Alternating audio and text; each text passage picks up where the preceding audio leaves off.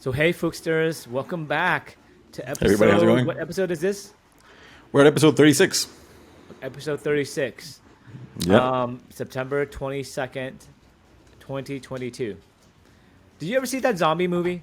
That zombie movie I where s- this guy like has a camera and like they follow the escape from the zombies. And it's like this guy has a camera and he just carries it around and they basically like it's like a reality kind oh of yeah, I zombie think it's movie. like Black Winter or something like that. I forget the name of it, but there's a lot of movies Let me like check. that. Blair Witch Project.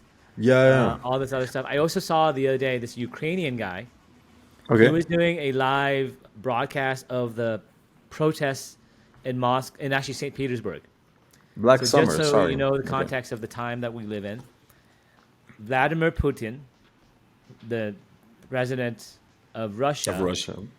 basically deployed 300,000 troops, a partial deployment, a partial draft essentially, of all military trained or previous experienced folks, so he can go and take back the momentum from Ukraine because Ukraine took the initiative and took back a lot of land, and now Vladimir Putin's basically saying, okay, so this is what Vladimir Putin is. You ever seen the movie with Al Pacino where he's basically the Godfather? The The, Godfather. the Godfather movie, right? So the mafia Yeah. movie, right?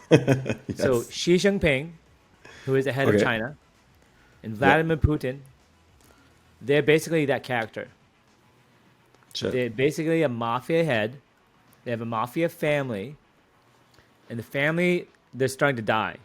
So did you see the news where people fall off the stairs, people have strokes suddenly, people who are very important in the Russian society start to die, Damn. and that's because what happens is you have these clans fight for control, and when they sense someone's weak, they go on the attack. And so I think Okay. Vladimir Putin's like, I'm the top dog still. Don't even try it. So that's happening right now, and this is part of his. Okay, if I back up now to the West, I'll look like a fool, and they're gonna take me out. Well, he lost a lot of support though. He did. So that's part of the movie. So we're basically living in a slow motion zombie apocalypse with COVID that finished. So now we put a new DVD in, and this is a war movie about the fall of Russia. The fall of Russia, because this is the first time they have deployed troops since World War One, World War Two, and this is World War Three. Right? Well, So not this is yet not World War officially, Three. no. It's a civil war. I would consider it Yeah. a civil war between Ukraine and Russia. Yep. And when they look back in history, they're going to realize it's actually a civil war because the fall of America. Imagine America actually fell. America fell, and then we divided into Texas, California, Midwest, and then somehow the East Coast is actually still called America. We'll call it New America or the American Federation. So the American Federation is Russian Federation right now. So they've always had plans to take back Ukraine, Georgia, Poland, wherever they think is theirs. Just like we always had plans to take back California, Alaska, Hawaii, Texas. And Ukraine is like Texas. So the first step is to take back Texas, okay? And we try to take back Texas, and then the Texans kick our ass. So many guns, man. Yeah, so the Texans start to kick our ass, and like, holy crap, it's not a fair fight because the Texans, they're getting help from these other people from California and like all these other people from freaking, let's say they're getting help from China. We hate China. We hate whatever Russia. We hate our enemy, right? They're getting help. They're getting help from the enemy. We need to, as a people, stand up and represent. Okay, so that's his national call. His national call is, hey, let's represent. Let's go wake up the normal folks in the military. And those folks, I was watching on YouTube. I couldn't believe it myself. But there are genuinely folks in Russia who are totally in this world, where they think they're heroes, trying to recreate America. Because America was great, and it fell. And the worst thing that ever happened was the fall of America. And you can imagine all these G.I. Joes saying, we got to take Texas back. I'm going to join the army. And they're like 40, they're like 50, because they watch too many Rambo movies. They've never been to war. They don't know war means that you're going to have to kill somebody Yep. or get killed. Both of which Exactly. are not really good results for your life. No, especially. I mean, like, a lot of people have nothing to lose though. They're just like, fuck it. Let's see what happens. So the prisoners that they offered help to in Russia, they offered the opportunity for the prisoners to become fighters. That's messed up. So all this is actually going to backfire.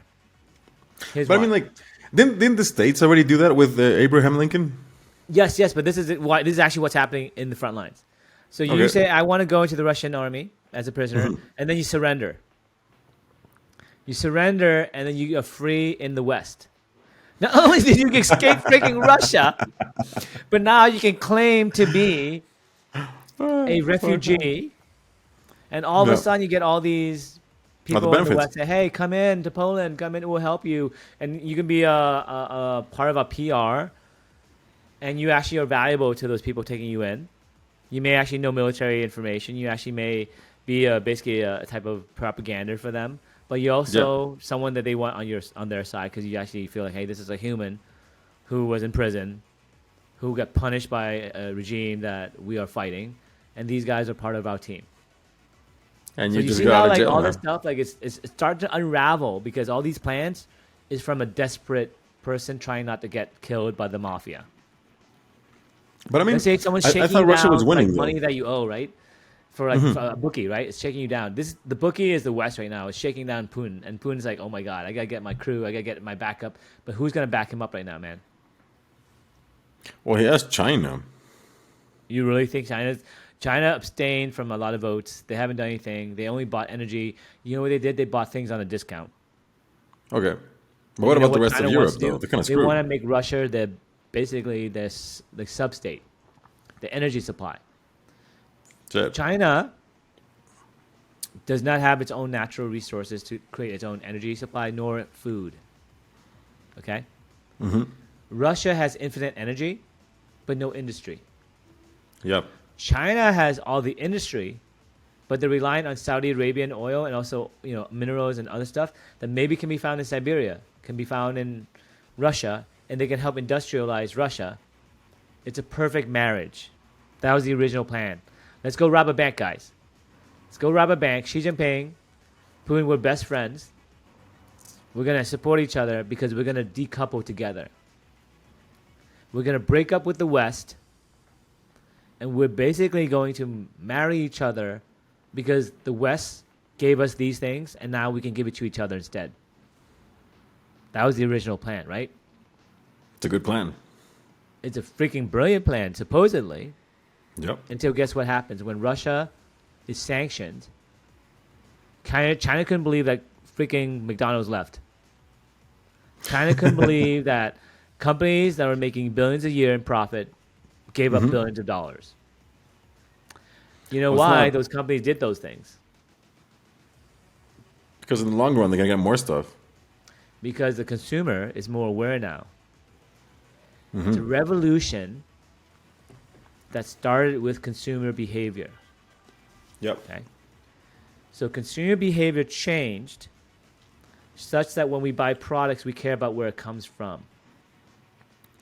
So A lot. all the yuppie, the hippie stuff like you should buy a good product, blah blah blah blah blah. For these reasons, it's starting to come around.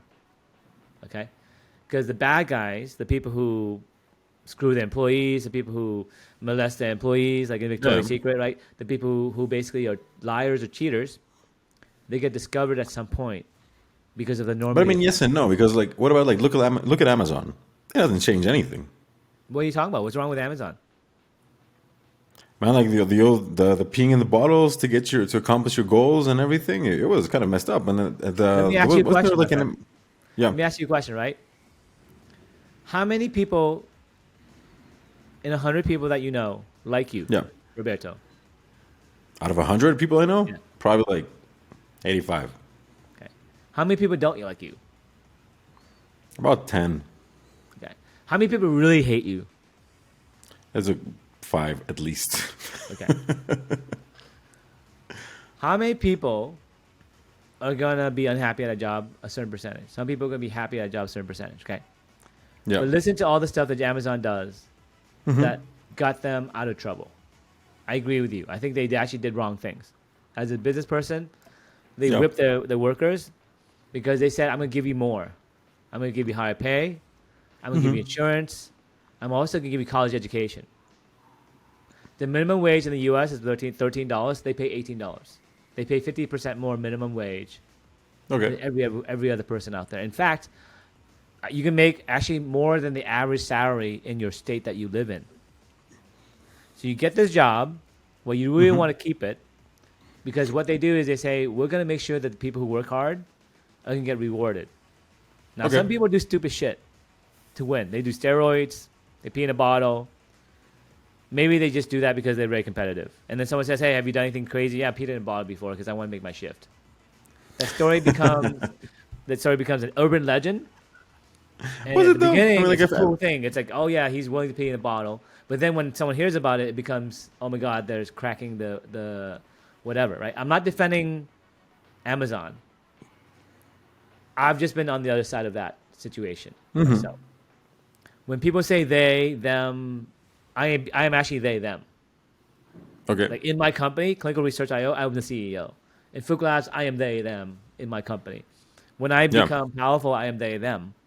But you have to realize it's a lot more nuanced than you think. Probably. And sometimes you make mistakes, and then sometimes you correct them, and sometimes you make major good, but people don't think about the good stuff you've done. Okay. Now you're right. What's the good Amazon stuff put a lot of from businesses out of I don't defend them 100%. I would say that they got B- for me in terms of ethics. I agree with you. B-. Man, they have all the files of everything what everybody's consuming, and then as soon as they just go up and show up and copy your product, the most selling ones, and that's it. You're done. Let me ask you a question. Have you bought anything at a local supermarket like Stop and Shop, where they have a local brand? Like a Stop I've and never Shop used brand? Amazon. I've I'm just never saying used it's called Amazon. white labeling. So white labeling is an industry. Okay, let's say you're a businessman. Let's say you're a merchant, right? Yep. You're a merchant and you sell everyone else's stuff. Okay. But you notice that, 30% of all your revenue is this stuff that you can make really easily. Okay. Now, the So you natural copy it. implication as a businessman is, okay, who am I going to take care of? My family, my business, or should I take care of this vendor? Because actually, there's not one vendor; it's many vendors I'm displacing, right? It could be small business, it could be big business. I just want to take the whole category because I don't think it's fair that who does all the work? Me. What do? Well, I go ahead and I move things that are very hard to move from point A to point B. And all you do is you make A. I can make A all day. So why do I need you? Well, I needed you at the beginning because I couldn't make A. But now I'm smart enough to know that 30% of all my money comes from A. Now, either I pick my family, my company, my employees, the people I work for, or I pick you. Who am I going to pick? Yeah, but I mean, like, if you didn't even know A existed, You and then know all of a A sudden you exists want to. all day because that's what you do every day. You're an analytics person. The entire category. Wait for this. Is I'm going to go eventually compete here. I'm going to make a phone, like Google makes a phone right now. Yeah. But I'm going to give Google Maps for free to Apple for a while. Okay? I'm going to put Google Maps into Apple, all the phones, and we work well together. But guess what? When I make a phone and I have Android and I compete with Apple, they take my Google Maps off of the iPhone, and now Apple has its own maps. And now Apple is competing with Google on maps because Google knew that would happen. Google knew that they didn't own the customer. Google Okay. knew that if they want to be a player, they had to own the customer, so they made their own phone. Does that make sense? So Yeah. it's a strategy as a king, as a queen, as a leader, as a they, them, for your subjects. Do you care about your subjects, or do you care about fairness for the globe? Now, the question is it's an ethical question. Can you make money It in is. other ways? Can you make money instead of doing that? Is there a 30% somewhere else, or even a 5% somewhere else where you can make more margin, more profit, and grow the whole business? Because maybe you can make something of value that's new, right? And that's what happens to people who don't have any creativity. They become part of a system where they're trying But yes, to I mean, like- change nothing. They're keeping the same thing and squeeze more lemon out of a lemonade, Yeah. lemon juice out of a lemon, Yeah. instead of growing a new type of fruit. Because it's very hard to figure out a new type of fruit and grow it and nurture it and have a new garden. And that's a long-term view you're talking about, Roberto, right? So you're asking me, I'm a fruit farmer. I'm squeezing lemons. I'm squeezing lemons to make lemonades. Are you telling me I shouldn't squeeze anymore? I'm telling you who you're taking that lemon from to squeeze it. There's no one else to take it from. But you already took it from somebody. Like I took. somebody showed up See, with. there's a whole plan. Step one, build a monopoly. Okay. Right. Step two, build a monopoly for the delivery. Yeah. Step Yeah. three, build a cloud service because I already have that system. I can just sell that, and I realize that's actually new business. Step four, buy other companies like Whole Foods and these other companies that can help me meet more customers and sell them into my business. Right. Step five, now that I have all the customers, how can I sell them more shit that I make myself? How is that unreasonable, Roberto? Well, it's not unreasonable. Like you said, it's unethical. How is it That's the unethical? issue you have. That's been the plan the whole time. I've announced that I'm going to create a monopoly, a distribution channel. I'm going to make the best products, and I'm going to make it cheaper and better for the customer. I don't care about who makes it. It's about my customer. Who's my customer? The Amazon Prime customers. You know what Amazon Prime is? It's a membership. Yep. It's a membership where I try to get the best price for them, give them the most value, regardless of the merchant. Now, that's their perspective. You're right, because the merchant gets screwed. But you have to realize, like Google Maps, Google realized that freight train was coming. That at some point, Apple would take their idea and make a clone, just like Instagram, TikTok, Facebook, they all clone each other. And you're telling me that it's okay for them to do it. It's okay for the pizza store to copy the pizza store next door and make the same pizza. That's what happened in New York, my friend. They made pizza, and now pepperoni pizzas everywhere. And who benefits? The consumers. Who got screwed? The original pizza store owner, small business. Oh, I got screwed. But the thing is, you're the consumer, man. Who do you vote for? I don't know. It's a tough question. But I mean, yeah, for the consumer, like I don't care what that's the thing. But we started off saying that the consumer does care where you get your stuff, and it's more in the sense of a fair fight per se. Google versus Apple sounds fine to me. Absolutely. So here's how you win. But a pop and mom's shop. Here's how you win. So against in Amazon, the old world, yeah. no, I'll tell you what happens. Okay, Roberto. I don't even know. I don't think you understand what's going on right now. Okay. What's going on right now is there's someone in the U.S., there's someone in Europe, someone very smart who creates some fashion. They create something and they send it to China, and it gets made by sweat labor, and by the Uyghurs, by people in Malaysia and Thailand, and they squeeze the workforce, make them basically work extra hard, extra long, 996, which is 9 hours a day, whatever, 6 hours, 6 days a week. Yeah, yeah. Right? And the people who make money are the people who sell stuff. They sell the image, sell the fashion of Kim Kardashian, they're doing Rolls Royce. The people in America, Europe, they make the margin because they squeeze the bottom guy. So that's the person you're saying they're getting screwed.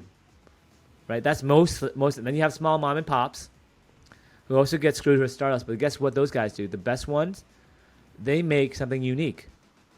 They make a Tibetan yak shoe made by the Tibetans themselves that sell for a higher premium. Instead of bitching about it, they said, how can I kill the giants? Well, the giants sell the same thing. Let me sell something unique that actually creates value. Let me invent something. And guess what happens to the people who work with China and all those other folks? They compete with Amazon. And now these guys invent new stuff that comes out that become huge hits. For example, Uggs. Uggs has a brand, right? Or another brand that might come out, like fidget spinner. Might come out, right? Yeah. Or whatever the hot thing is that for that winter. That's what you're selling, your creativity. You're selling the ability to invent new things in a changing world. You're selling yourself, your intelligence, the ability for you to make a possible future. And you're selling you as someone that people want to vote for. You know that this person's a really, really good person, so whatever they make is going to be high quality. And if it's a mistake, they're going to return your shoes. It's called Zappos. Zappos is known for saying, no matter what happens, it's our fault. The customer's always right. And they lived it. And they kicked ass. Okay? So again, to remind what the show is about, we're talking about business because the show is about genius and how genius is everywhere. And these are business kind of thoughts that you should have. So they and them become you. And then you have to be cognizant of Roberto's questions, which is, you're right, Roberto. There's another perspective. Why do you have to do that? Why do you have to send things to slave labor? Why do you have to do that in this world? In the past world, it made sense because the past world required slaves to do major things like build the pyramids, Which is crazy. or human labor to farm all the cotton. Okay? So what would happen was slavery, servants, using your workforce as basically machines. It's going to go away. It's already gone. People don't realize it. Is it gone though? Yes. How about like the Uyghurs that you just mentioned? Like, 99% of the people 100 years ago, you don't have the context, Roberto. People in Africa today, people in villages in Russia are farmers. Yep. 100 years ago and even today. 1% of the U.S. or less, even 0.1% are farmers. So yes, everyone's job got taken away. People used to have horses. Whole industry used to have feed, to have the best combs, to have a servicing for your horse, to have delivery of the babies, to have the antibiotics and the medicine for the whole industry, and the carriages, the wooden art carriages that you take Cinderella to the ball. What happened to those craftsmen? Yeah, no, those are gone. I mean, like, You're telling me that this is something new that they and them are imposing on you that had never happened before? That Amazon is so special that they're like, oh my God, they're the new bad guys? Not the new bad guys, but they're definitely like you were saying, like the consumer does have this objective point of view now, and they see things in a different way. So there's where this where they should come in. Like they have to do their part as well. If you're benefiting and profiting from us, that's where your government as well comes in. So you're saying you're not lazy and you're gonna do some research as a consumer, and that's what changed. For sure. So we brainwash our kids to be good guys. That's why America is great. I'll tell you why, the single reason why America is great, because we brainwash the rest of the world without Hollywood. In Hollywood, when I was a little kid growing up in America, I would watch Good Guys. Yep. When I applied to Harvard, I wrote a nice essay about how I'm going to become a good guy. The U.S. education system is not based on merit. It's based on merit plus affirmative action, plus who's the person, the leadership skills, and do they deserve this opportunity? It's an unfair system, guys, on purpose. It's meant so the good guys will win. People don't realize that in the U.S., that's the number one feature that the U.S. has, as well as other institutions of in London and Europe too. But the Western system, that's the invention they created. Now the Chinese, the Asian folks, we're very good. I mean, I'm actually half Chinese, right? I'm Vietnamese too. So bureaucracy and having merit, they used to take tests in China, and based on a score, you would become some type of role. You would get a job. You would become manager. You become the judge. You become the leader. And there was no question, because it was just a score. You have a social credit score in China telling you if you can take the train at a certain time or go to the supermarket, because you may be in danger of COVID right now. But it's not COVID. They want to control you based on one number that you can't change. You have been turned into a number, right? And you're not a number. You're more than a number. Does that make sense? Yes, you're a person. That's what I'm saying. I mean, like, if you're an individual, then like breaking you down into just like a part of the system is wrong, because there's more to you than that. Right. So in the U.S., when I wrote my essay, I said, when I get this power, just like Spider-Man, with great power comes great responsibility. 99% of all the essays to get to college, you have to pretend you're that person. Okay? Now, I kind of want to talk about something today that's kind of like just happened to me, okay? What happened to you? I just finished pitching to an investor. And I want to talk about how to do pitching and how to pitch to an investor, because I'm fresh off of it. It's 11:30 right now. We started the podcast at 11. I literally pitched this investor from 9:30 to 10:30. It's actually a group of investors. I'll give you some context. Okay. The reason why I want to show you how to pitch investors is because it took me a long time to figure out how to do this. It's surprising what I'm going to tell you. What do you think the number one rule is to pitch investors? Don't bullshit. True. That's number 2 rule. Okay. That used to be, number 1 rule for me. Be authentic, basically. Be who you are. Yeah. But number 1 rule for now, it went to the top, is to not give a fuck about the investor. Like literally, I don't mean to. I actually mean like the F word. Like I mean like you want to hate them. You want to think they're stupid ding dongs who don't understand anything. You gotta dumb it down. You gotta keep it simple. You gotta slow down. You gotta imagine the audience is naked. You gotta not want to even want them to take the deal. You want them to say, hey, look, this is why you should take the deal, but if you're too stupid, F off. The more you care, the more you're going to sell. So when you go to, let's say, a bar, right? Or you want to pick up a girl. I used to be very shy. And I would go and say, hey, let me do everything and change myself to actually match what you think you need so I can be your boyfriend. Does that sound familiar?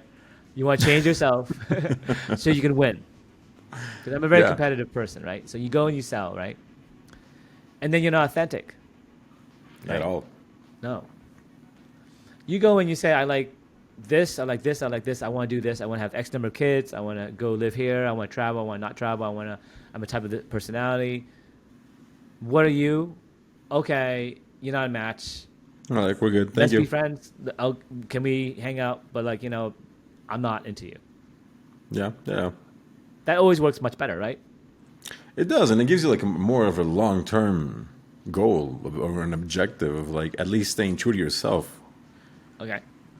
So what you do is that when you go into the conversation, let's say with a date or with, let's say, an investor, you have to say, what does this person want?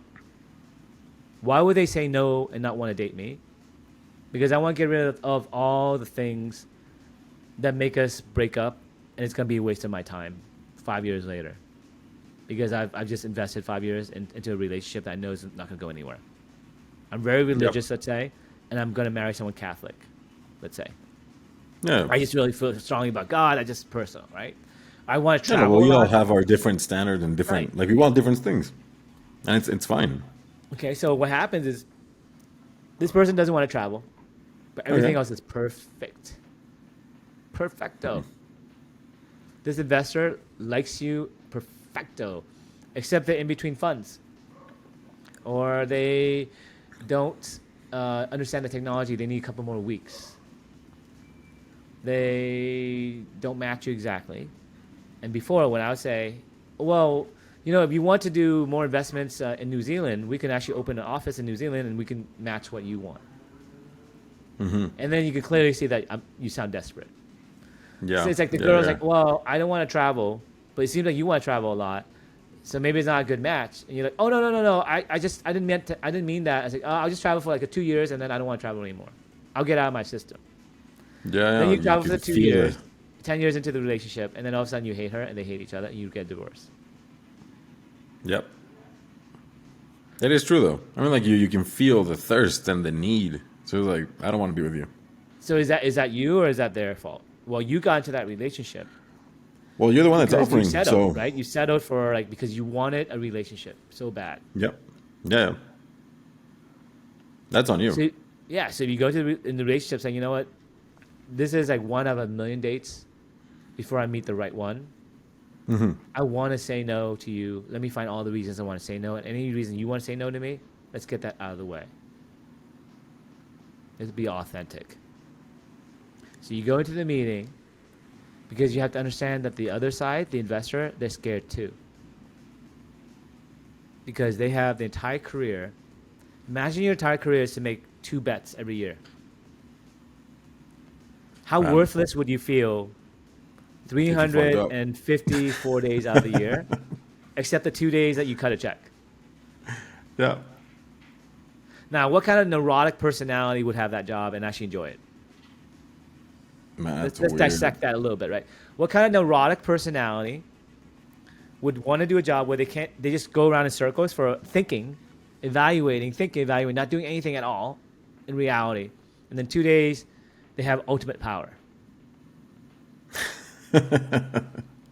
It's crazy because it is like kind of life changing. 2 days a year, you could change somebody's life or company's like entire setup. What's the opposite of that? 2 days a year, you can ruin your career. Yep. So the other 354 days, you better be right. That's their perspective. I took someone's endowment. I took someone's money from their family. I took my best friend's money because they invested in my hedge fund or whatever, private equity or VC fund.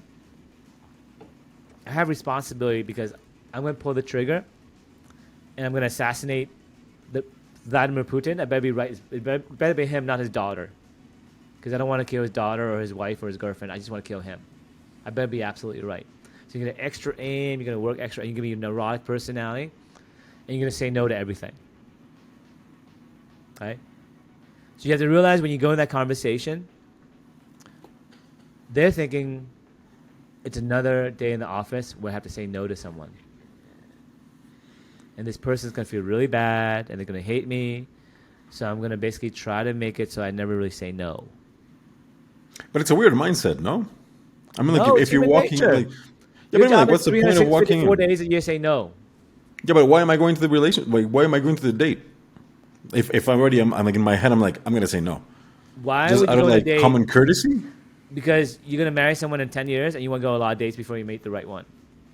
I get that part. Like, I understand like the steps, but I mean, Why like, do you get that but not the other part with the business? Because the business, same thing, you're getting married to someone for 5-10 years. Because when you put money into someone's company, you're getting married. You have to realize that on both sides. Yeah, but I mean, like, but when you show up like as a VC and you come and sit down, I mean, like, you can't have that predisposition of being like, you know what, I'm gonna say no, and they have to change my mind. They have to go in saying, I have to check every mark. Okay. It's not them saying, see, they can't live like that.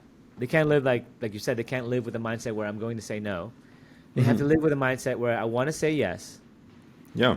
but these guys have to Yeah, they have to hit mark. these. But yeah.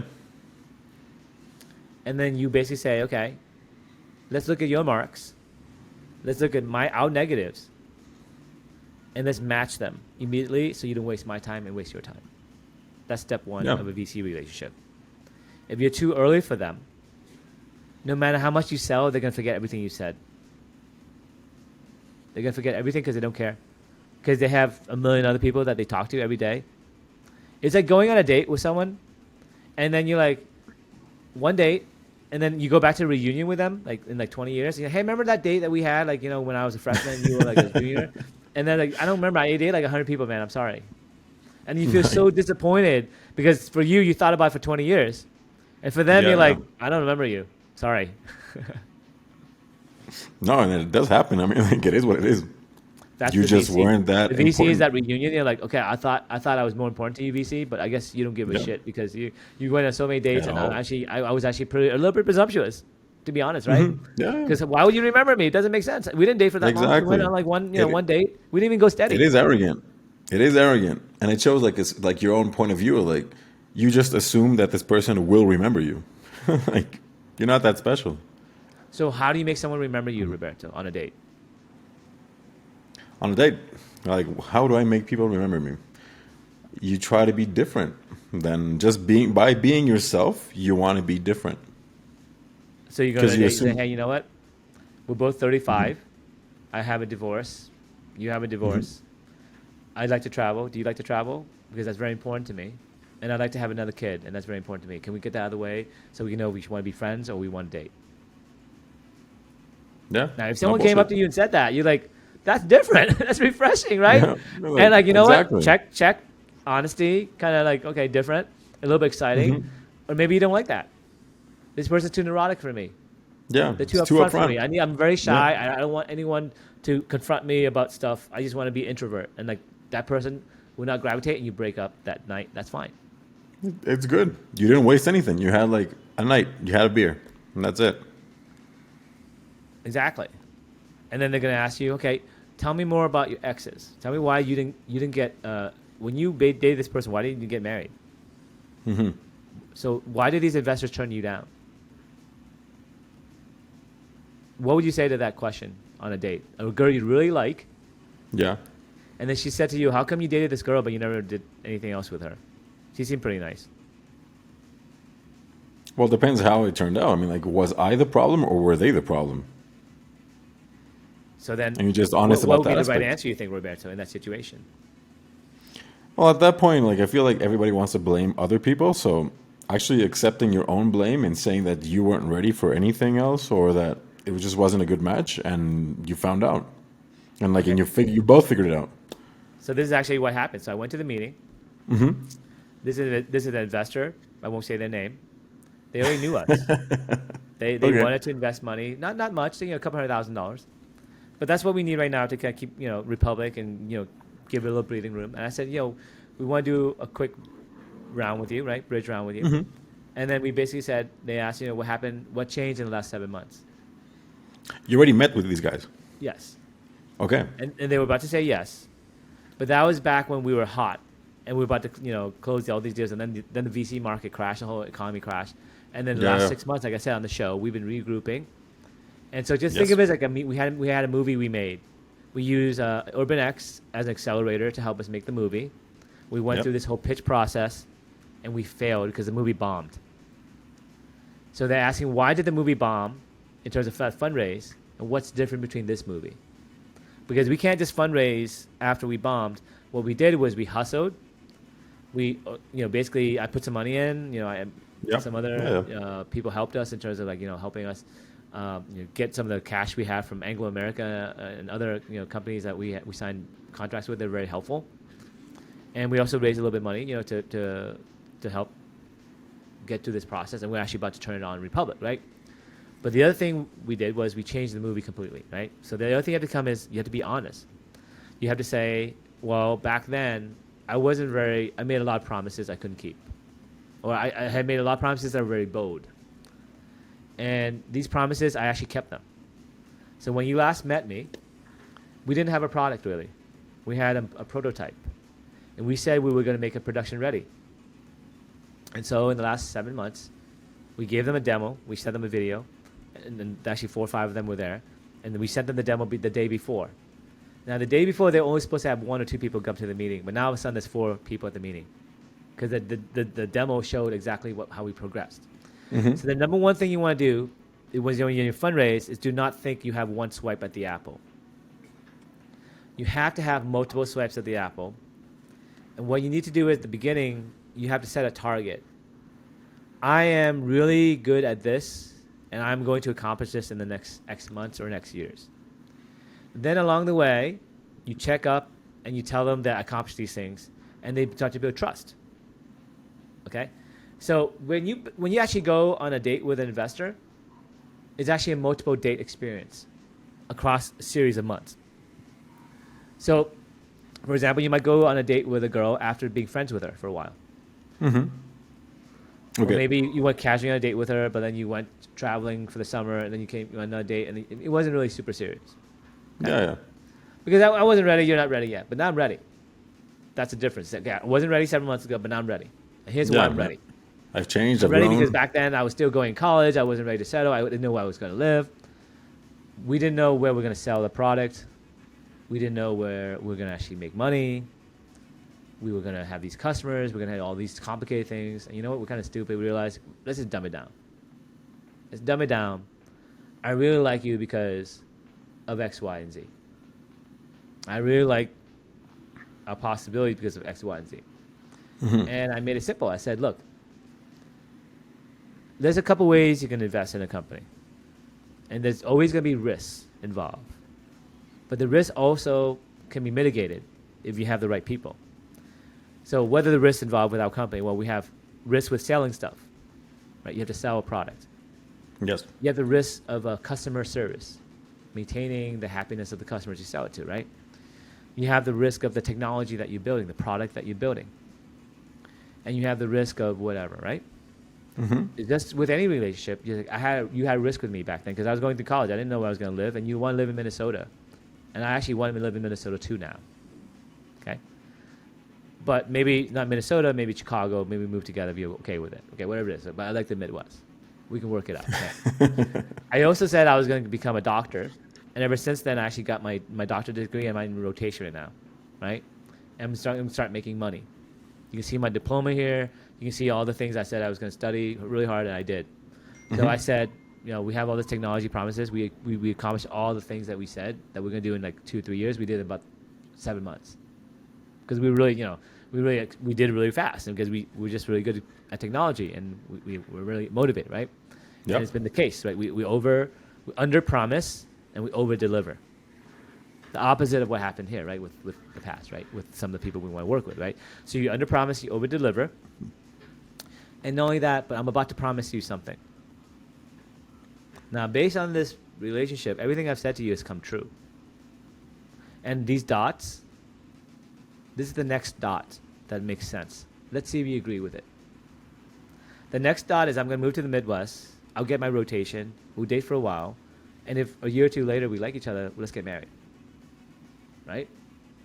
Wherever the dot is, it'll be successful life. I'm going to pitch you on that. Do you agree? Will you like to invest right now for that potential? Now, the woman is going to think about it. It's like, well, I know this guy for a while. He's been pretty cool. They seem to make promises they keep. They under-promise and over-deliver. And now they're making a promise that if we date for a while, they're going to get married to me in 2 years. And I want to live a happy life with this person who's very honest and very capable. And he's going to become a doctor. He already is a doctor. Would you say yes or no to that relationship? Of course. Okay, right? If you like that person, if it matches. So we're waiting on that, right? But the idea is you say, okay, I didn't know how to make money, but now I know how to make money. We can buy X and we can sell for more. We can measure everything in the middle. And what I'm going to give you is an Excel spreadsheet. In this Excel spreadsheet is a list. Every single row will be how many particles that we sort, how much copper, how much aluminum, how much gold. We can count every piece. You can sum it up yourself. We can tell you how much it costs to actually sort this stuff and use our machine to actually do this work. The machine works. We just showed you. We show you the software. We show you the operating system. So Windows works. You can turn on your laptop. The laptop we invented works. When you turn your laptop on, the operating system, the software works. And you can start typing stuff and surf the internet. We just showed you. We said we're going to build this laptop. It's in front of you right now. There it is, yeah. Now we're going to sell this laptop to billions of people who are going to buy it because it's going to help them this way. Do you believe that or not? Now the investor has to say, whoa, these guys said they're going to build something hard. They said they're going to build a laptop. And they did. And they said they didn't know how to make money, but now they have this customer that's going to actually help sell it. It's called Best Buy. Best Buy is going to put their laptops on the shelves. And Best Buy is one of the biggest producers. Yeah, and it works. Of sales for laptops. Well, we have partnerships with people who are the biggest e-waste producers in the world. Like they collect e-waste in the Philippines, Malaysia, in the U.S. Yeah. And now we have that supply, right? We have the golden goose. I call the machine the golden goose because it eats stuff, and it poops out eggs of gold, copper, aluminum, and then we sell the eggs. And I said, I'm a farmer. And I was being stupid. And I was pitching all these random things about how I'm going to sell this, that, do that, to that. And I said, I'm going to sell this farming equipment to this other farmer and all that. I said, you know what? I'm just going to become my own farmer. I'm going to become my own farmer because I really have the golden goose. Why would I sell my golden goose? Why would I pimp it out, right? Maybe I'll pimp it out for a little bit to make money short term on consulting projects. That's what we do with these projects that we have. And maybe I can learn something where I can actually produce something that's actually helpful in another industry. So we want to do that, right? We want to see if the golden goose can poop out something else of value like oil and oil spills, right? We can collect all the oil in an oil spill and help the world, right? Use the golden goose to help the world. Why not? Yep. Yeah. But the core business is it's just a golden goose, and we have to feed it, and we have to give more food. Well, the food we can buy for 17 cents, and we sell. Once we produce it, we can sell these eggs for 57 cents, and it would cost us 1 penny. So we can make 40 cents, and it costs us 1 penny. I can show it to you. I can measure the device, and the device is only like 2 or 3 light bulbs of energy. That's it. And we don't have to replace any parts. There's no moving parts. There's nothing. There's no humans. It's just a computer. A slave. But it's not a slave. It's a genie. It's a tool. It's a genie. No. It's magic. It's an angel. So we call internally the product God's Eye Studio. God's Eye Studio is the name of the software. It's a turtle name, right? And it said AI. I call these guys angels. God's angels. Okay. The God's angels are sitting in these tubes, creating magic. The magic of information. These angels are harnessing the power of a spell.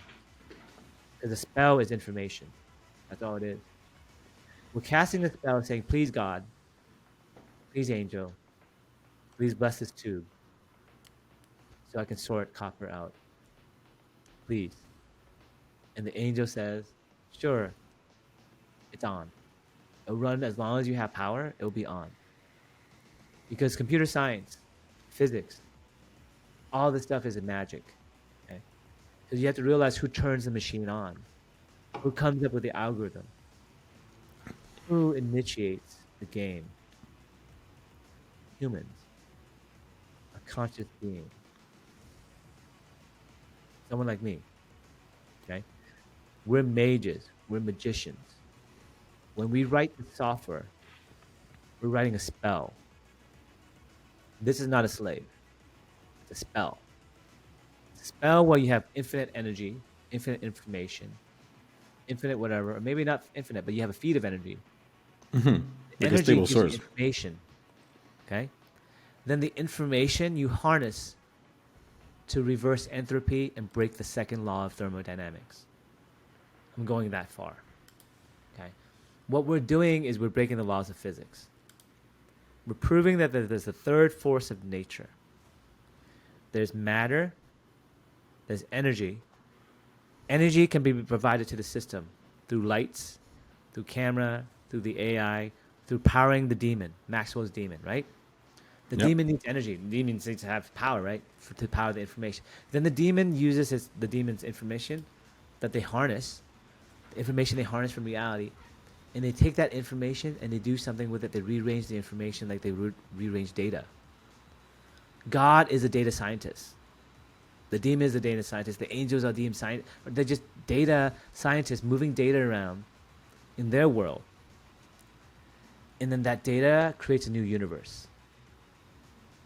We, conscious beings, are casting spells all the time. You are, by listening to the show, by turning it on, because the machine that you touched is like a wand you activated or a magic mirror you activated. You forgot that you're actually a mage too. Okay? And actually you represent time. This is the woo-woo part of the show, by the way, if you don't know. The woo-woo We're there. Is what the whole point of this is when you learn AI, when you learn coding, you learn physics, you learn these levels of intellect, of the study of learnings from the past, masters from India who have been studying from, the Tibetan monks, the people on YouTube today, they're all saying the same thing. Love is the key. We're one universe, one God who became us. And we're going to merge back into God. And this is an amazing time that we're in where we're actually going to see aliens come. And did you know that aliens came to Ukraine? Right now? Yep. Why? You want me to read an article? Yes. I like to read an article of a scientist. Basically, let me just try to Google it right now. Actually, why don't you Google it, Roberto? And I'd like you to read it. I want you to Google, everyone Google at home. Ukraine UFO. Right?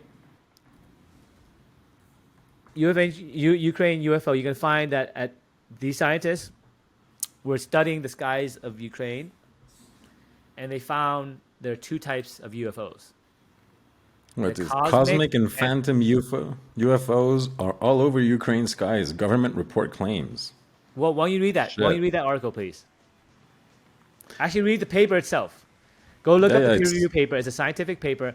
They don't claim it's aliens. They actually they say it's drones, so they can cover their ass from the scientific community. Yeah, well, it's space.com, and it says astronomers observed dozens of objects that cannot be scientifically identified.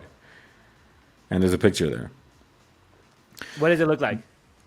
Can you share the photo? Can you share the picture? Can you share the picture? Because I know we can share it. Okay. So the picture looks like spaceships above Kiev. Right? Did you ever watch Alice in Borderland? Like 10 spaceships with they look like glowing. They call them phantoms. Mm-hmm. So there are two types of UFOs they identify. They call cosmics. Those are cosmics. So cosmics have bright light. They're kind of like fuzzy bright lights. The UFOs that you see, the bright lights that you see, right? Then there are phantoms. Phantoms are darker. They're 50% darker or less, right? And Okay. they basically are cloaked essentially, right? And these phantoms interact. There's also other pictures where they actually have formation. There'll be four cosmic and then the phantom leading it. And the phantom looks like a U, looks like a boomerang, and the other ones look like dots. Okay, and they have different names for them. They call them ego swifts for the cosmics, because the cosmics they give them bird names just because they're trying to be cool, right? And these cosmics, you know how fast they travel? No. 17 kilometers per second. Now, you know why they did 17 kilometers per second? Because if you do the math, 17 kilometers per second times 60 seconds times 60 minutes, you're talking about hundreds of thousands of miles or something, 50,000, whatever, faster than you can travel. Like, actually, you know, like this is actually hundreds of thousands of miles per second, per hour, right? So you're talking about something that you can't achieve with a drone. This is something that is of alien origin. They're watching us just like they watched us during the Iraq War. So if you look at Ryan Graves, Google Ryan Graves, if you look at the Tic Tac and all those things, he said, by the way, Ryan Graves lives in Massachusetts, in the Boston area too. He's a Navy pilot who said that they followed them to Iraq. They followed their squadron, their Air Force carrier to Iraq, to the Middle East, and they were flying around the Middle East too, watching them during all the sorties, you know, bombings and all that stuff. Because these aliens are basically tourists. Okay, it's a zoo. It's a zoo we're in, right? We're in a zoo, and it's okay for them to go touch the animals a little bit now because the disclosure is slowly allowed. We're allowed. The prime directive is slowly being allowed because they're supposed to be show themselves. In fact, they actually want to show themselves and leak, and then all of a sudden you find out the truth, right? So for example, like a petting zoo? Leak, and then all of a sudden a couple gets divorced, but you knew that there were rumors all this time, or whatever happens. Like Tom Brady and Giselle fighting, and then leaks. Like Giselle's crying in New York. Tom Brady is a famous football player in the U.S. He was supposed to retire, and then he unretired, and his wife got mad at him, and there's been rumors that they're fighting. Well, that's PR to prepare the audience for what might happen. That's what's going on right now. This simulation of that UFOs are real, aliens are here. They're allowing these scientists to see them. The scientists are getting smarter. They're seeing more and more. And it's going to happen very soon, okay? Let me give you some more information, Roberto. Do you believe any of this stuff I'm saying, or do you think I'm crazy? I do. I'm seeing it. Man, like, it looks interesting. Well, you Google it. I'm just telling you all the evidence I'm seeing. Okay, so Yeah. ISMAEL PEREZ. Look this guy up on YouTube. ISMAEL PEREZ, he says he's writing a book. He's trying to sell a book, probably. You could say that, or he can be telling the truth. I think he's telling the truth. That he's basically reincarnated. He's part of a galactic family. He's telling the truth about what's going on. We're actually a hybridization project on the Earth, blah, blah, blah, blah, blah. And there's a transformation. And then by 2024, the disclosure will happen. Okay? 2024. Yes. That's soon, man. Yes. Now, the Congress in the U.S., they're going to do the whistleblower law that allows whistleblowers to go ahead and tell the secrets of the UFO program, that we have spaceships, that we've been studying them. We know about this. Actually, the aliens live underwater. The Navy knows the most.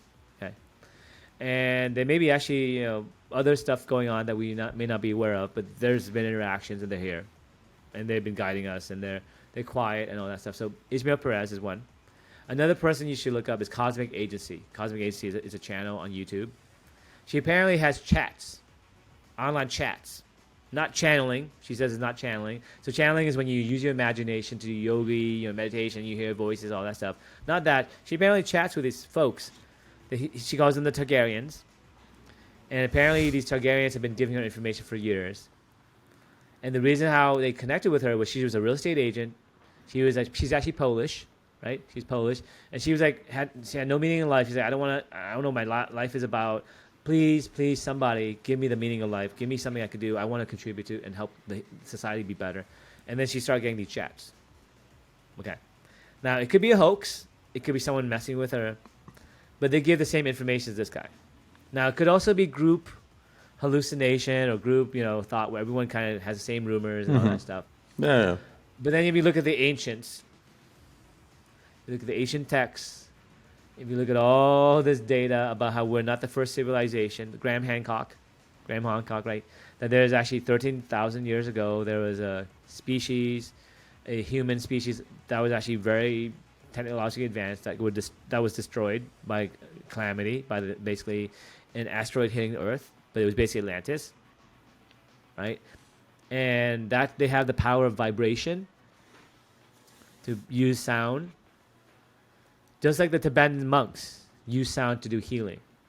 Okay? Yeah. And I've been doing that myself. I've been meditating. I've been going into the steam room. I'm talking about something woo, but also not woo, okay? So some actually true science. So I actually have to, and you have to investigate, is this bullshit or what? Can vibrations help? Can you do healing in a method that is natural, where you control your body like a computer?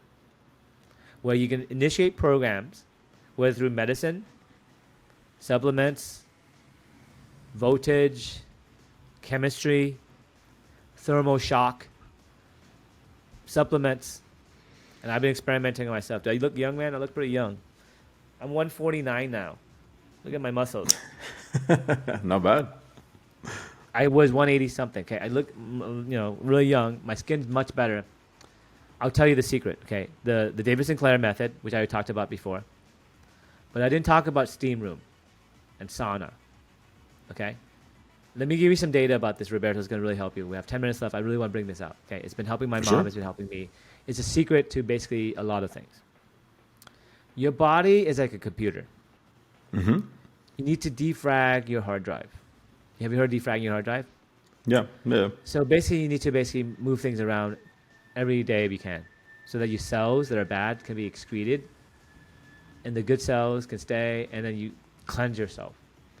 So that's why you have to do thermal shock, steam room or sauna. Steam room, actually, I think is better. Sauna is fine too. You have to get to your body where you feel like uncomfortable for about 20 minutes. Okay. The reason why is you have these two temperatures. You have the outside skin temperature, the epidermis, then you have a core temperature. Okay. Now, when all these temperatures rise and decrease and rise and decrease, you're basically reducing inflammation. You're artificially creating inflammation with the expansion of your body, with the steam room, with the water that goes in your body, but also the water that goes in your body cleanses your body of clean water. It replaces the dirty water with the clean water because the steam will do that. Also, the sweating from the sauna will let you excrete all the dirty water. Your body's 70% water. Yeah. So logically think about it. You have this cleansing of the water in your system. Okay? Now, one thing I've been doing is also listening to frequencies of healing yoga frequencies on Spotify and other things. Where you see like ding, ding, like the Tibetan monks, they hit these chimes to have these frequencies, okay? Okay. What happens there is there's actually a couple ways you have to breathe correctly. And then one of the ways you breathe correctly is actually putting your tongue to the top of your mouth instead of like that, right? Yeah. The secret is in the steam room, it heals your lungs. First of all, it heals your lungs. It heals your body because it lets you secrete all the bad cells, basically detoxifies your body. But you have to take a shower, that's a cold shower, right? And then do it again. Yeah. You have to we do used to have two that, like, steam room sessions. 20, 50 minutes, take a shower. Take a cold shower. You don't have to do the ice bath. Some people do the ice bath. That's awesome if you have it. But you don't need the ice bath because what you need is running water in your pelvis area, in your core area. Because you're trying to take the air to move away from your body through the shower water itself. So if you're under a waterfall, essentially, of cold water, put on cold max, you can feel great because you came out of the steam room, you're freaking, oh my God, I feel so relieved. But what happens is your temperature goes from inflammation to non-inflammation. Okay? that thing's really So it's good. like a I mean, balloon. You blow the balloon up, and the balloon goes down. Yeah. And then you blow the balloon up one more time. So you turn off the shower, 4 minutes, just reduce, get your head, and then basically do it again. Okay? For about There was 5, this 10 place minutes. called Polar Bear right outside Montreal where we used to do it. We would go there in the winter, and you sit in your sauna until you can like not take it anymore. You just start like having some breathing issues and whatever.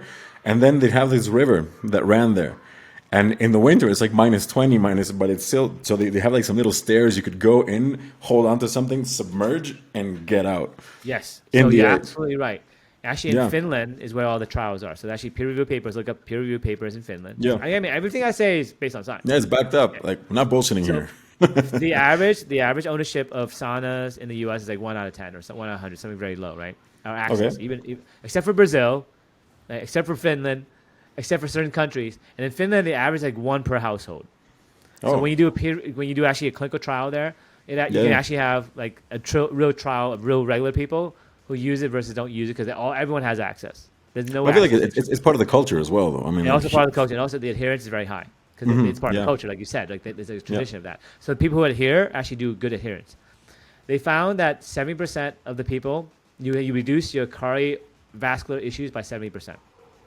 70% is a Yeah, lot. the number two source of death is heart issues. You have 70% chance of dying of heart issues. 70% less. Man. Okay. You will live longer. Okay. You reduce so many possible risks. There's other risks you can reduce. Look up the peer review papers, but there's like 60% reduction of a bunch of stuff. Okay. Most important being cardiovascular, right? You also heal your lungs. So if you're a smoker or like something like, for example, let's say I smoke cannabis, which I do. When I come out of that session, it feels so different. I feel like I have a brand new lungs. Okay. Because what you're doing is your lungs have these like little like hairs on them, right? And they have like these type of like membranes and stuff. It's very porous. So when you do that steam thing, you actually things get stuck. Okay. When you do this process, you unstuck things so they can actually be brought out by your body. So your body, okay. And one other thing that's really important is look up breathing. But breathing is very important because the best way to breathe is 3 types of breathing. One type of breathing is you always breathe through your nose. You breathe in 4 and you breathe out 4. That's the default. The relaxing one before you go to sleep is breathe in 4 and out 8. Okay? And the one before you want to work out or have some excitement is only breathe out. But don't move your body, don't move your face, just breathe out. So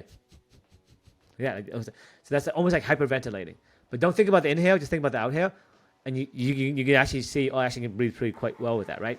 Those are the 3 fundamental breathing techniques. And if you can, listen to some type of like resonant frequency healing, those like Spotify, those music things. Yeah. Go, I'll check it out. Okay, hum. But there's one for the breathing, like before we move on, is there's a bunch of people that forget how to breathe, and because I used to do like ninjutsu and all these things, and he taught us like to remember how to breathe. And when you're a kid, you breathe and it goes to your stomach. You can see like when you see babies sleeping, you can see like their stomachs go up and down.